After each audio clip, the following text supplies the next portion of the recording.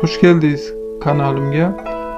YouTube kanaliga podpisчик qanaqa ko'paytiriladi? Podpisчик ko'paytirish usulini bilsangiz juda ham oson, qisqa vaqt ketadi. Usulini bilmagan insonga juda ham qiyin, uzun vaqt ketadi, uzun zaman ketadi.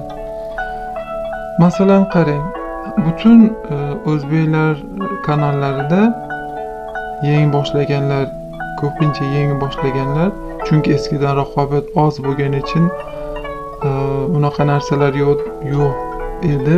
Endi raqobat ko'payib ketdi. Shuning uchun mana shunaqa kanallarni tegida kommentariyalarga faqat videoga bog'liq bo'lgan narsalar emas, obuna bo'l menga kanalimga o't degan narsalar yozilyapti. Men harakat qildim Facebook kanalidan bu ishni obuna to'plashga, lekin Facebookda bo'lmadi, yurmadi. Hech kim Facebook kanaliga, Facebook uyg'unlamasiga kirmayapti deb faqat shu kommentariyalarning tagidan yozyapti. Tushunolmay qoldim nimaga unaqa qilayotganini.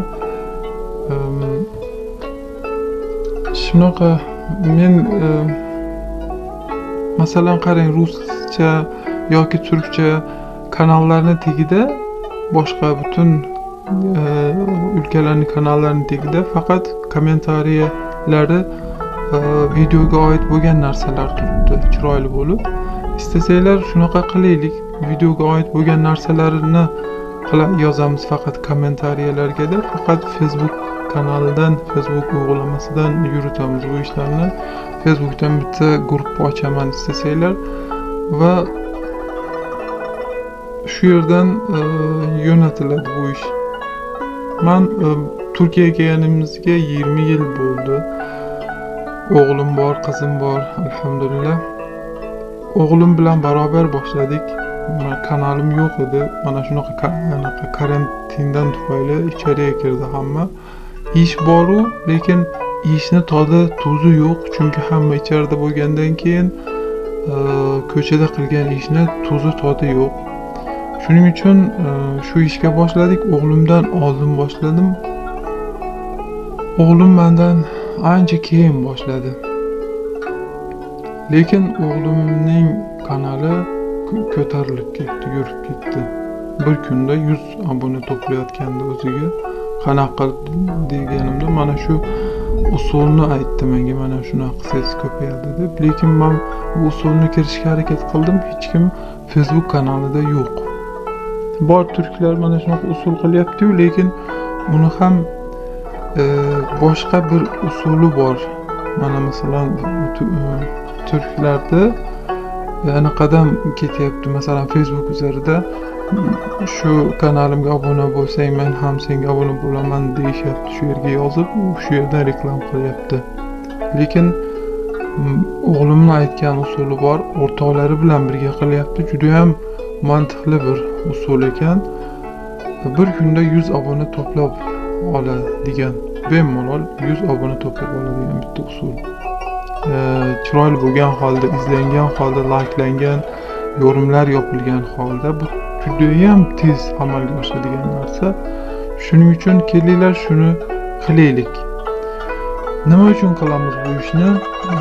Bitta musulmon men alhamdulillah o'zbekmiz deb aytishni hamma yaxshi ko'radi, chunki o'zbeklar juda ham mehmondo'st, juda ham tarbiyali, axloqli, bir-biriga yordam beradigan, o'zi yordam qarshi tarafdagi yordam istamasa ham yordam beradigan bitta millatimiz biz, alhamdulillah. Bu yerga yangi kelganimda hamma o'zbeklarni yaxshi ko'rardi. O'zbeklar, qozoqlar bizning ota-bobolarimiz, shu tarafdan kelgan sizlar bizning ota-bobolarimiz, sizlar deb o'zbeklar juda ham tarbiyali, hayoli, shunaqa gaplashishardi. Lekin hozir ko'rib turganingizdek, ba'zi bir insonlarni tutgan ishlari tufayli ora biroz qarushiq. Lekin majburlikdan qilyapmiz deyishadi-yu, bu majburlik emas. Majbur bo'lgan odam boshqa ish ham ishlay oladi. Qiyin bo'lsin, Alloh unga yordam beradi. namoziga, niyoziga diqqat qilsa, ibodatlariga, bunaqa ishlarga kirmaydi. Shuning uchun musulmon kuchli bo'lishi kerak. Hadis shariflar bor. Kuchli musulmon kuchsiz musulmondan xayrliroq, yaxshiroq. Shuning uchun kuchlanaylik. Ehtiyoj sohiblariga bemalol yordam bera oladigan bo'lish kerak. Önce avval ilk o'rinda inson o'ziga yordam berish olishi kerak. O'ziga foydasi tegadigan bo'lish kerak, keyin boshqaga foydasi tegadi. Ana shunaqa sizga shu taklifni kiritmoqchiman. Kelinglar shu ishni qilamiz. Bir-birimizga yordam qilamiz. Lekin gerçekten rostdan ham bir kunda 100 obuna to'plab olasiz bemalol. Biroz uxlamasdan, masalan soat 3gacha uxlamayman desanglar, uni to'plab olasizlar. Facebookda o'rgataman buni, gruppa ochsak, u yerga kirganda u yo'lini tushuntiraman. Shu aytadiganim, yana bitta narsa, bu men aytgan usul bilan shu bilan meni obunem ko'payib ketar ekan, barakatlanib ketar ekanman deb o'ylamanglar.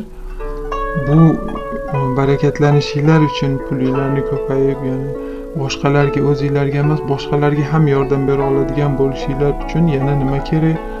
U o'zimizga bog'liq. Ibodatlarimiz chiroyli bo'lishi kerak, namoz o'qishimiz kerak.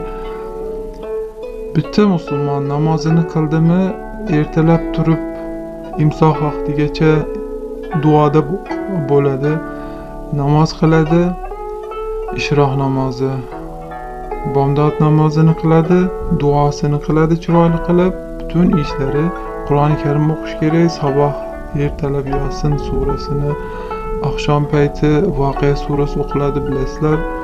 Ana shularni uzmasdan 2 kun qildimu deb tashab ketmasdan surakli bog'liq holda, uzilmagan holda qilsa, butun ishlar Alloh izni bilan yaxshi bo'ladi. Shu yerda bitta duoni aytib o'tmoqchiman. Abdullah ibn radhiyallohu anhudan rivoyat qilinadi. Payg'ambar sollallohu alayhi vasallam yoniga bitta odam kelib aytadi: "Ya Rasululloh, menga yordam ber. İşlerim yaxshi bo'lmayapti, o'xshamayapti, pulim, barakam ozayib ketdi. Tushishdaman, ko'tarilolmayapman. Nima qilay? Menga bitta duo o'rgat, bitta maslahat ber" dedi. Payg'ambar sollallohu alayhi vasallam aytadiki, sen malaklarni, mahluqotlarni tasbihidan qayerdasan? Ularning tasbihida, zikrida yo'qsan, ularning tasbihini ichida yo'qmisan? Ya'ni ular seni oldingda emasmi? Sen uchun tasbih aytmayaptimi dedi. Odam aytadiki, yo'q, bu tasbihni menga o'rgat dedi. Payg'ambar sollallohu alayhi vasallam aytadiki, imsoh vaqtidan keyin sabah vaqtigacha duo qilishing kerak dedi. Subhanalloh va bihamdik, subhanallohil azim, astagfirulloh, subhanalloh va bihamdik, subhanallohil azim, astagfirulloh. Mana shu duoni 100 kere aytish kerak.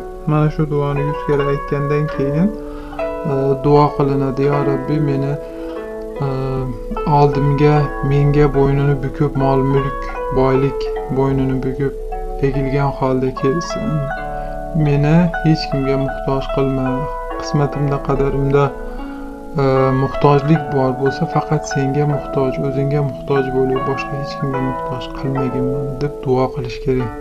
Ana shunda butun mana shu zikrni aytgandan keyin subhanalloh va bihamdik, subhanallohil azim, astagfirulloh, ana shuni o'qigandan keyin 100 kere Alloh taolaning izni bilan malaklar, har bir kalima uchun bitta malak paydo bo'lar ekan va u Allohni tasbih aytar ekan. Va uning savobi haligi duoni o'qigan kishini uzariga bo'lar ekan. Mana bu juda ham katta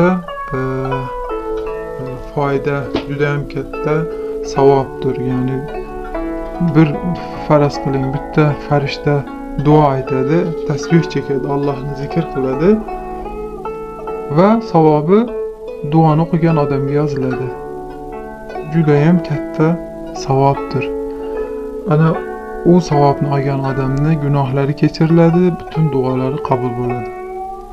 Ana shunaqa do'stlar. Yana boshqa videolarda ko'rishguncha kommentariyalarda javobinglarni beklayman. Agar istasanglar men bu ishni qilaman sizlar bilan birgalikda. Agar bo'lmaydigan bo'lsa bu kanalni menimcha turg'izsam kerak. Alloh biladi, yana bilmayman. Chunki bu ahvolda yurishi juda ham qiyin. Shunaqa bitta maslahat berdim. Ko'rishguncha xayr, sog' bo'ling, omon bo'ling.